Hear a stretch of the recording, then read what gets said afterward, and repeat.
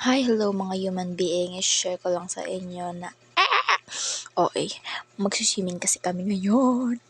At ayan, KKB kami ngayon kaya naghanda ako ng mga pambaon. Ayan, takpan natin dahil baka makapiright. At ayan, magbabiyahe na nga tayo and on the way na po tayo gamit ang ating mahiwagang tricycle. At ayan, sa tita ko po ang tricycle na yan. Nakikisakay lang ako dahil wala akong pera, aba.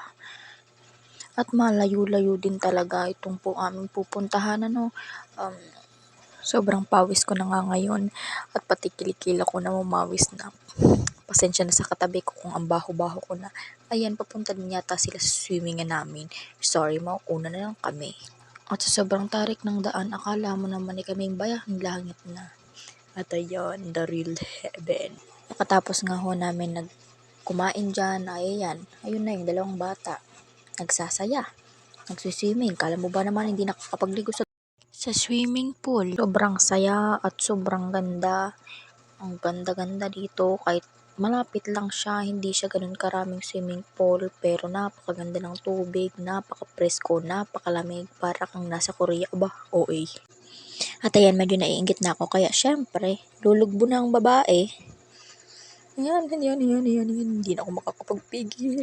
At ayan, naliligo na ang babae, basang-basa na ang babae. Aba, tatalon yan, tatalon. Napakagulo naman itong kakamera.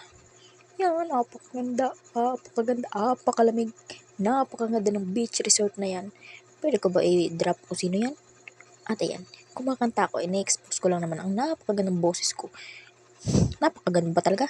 Parang hindi Babon Jelly, napakapiling mo naman, kakanta-kanta ka dyan. Kala mo naman, napakaganda naman ng boses ng babaeng yan. Ay, naku talaga. Wala naman to talagang pilingera sa Bicol kung hindi lang ako pinanganak.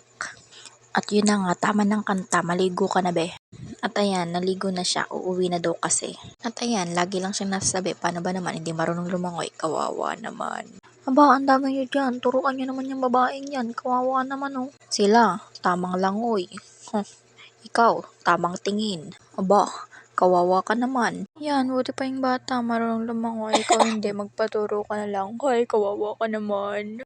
Napakaganda, kitang-kita ang view ng tubig. Paano ba naman yung cameraman nasa baba? Narealize ko, wala pa pala ako pampalit ng cellphone.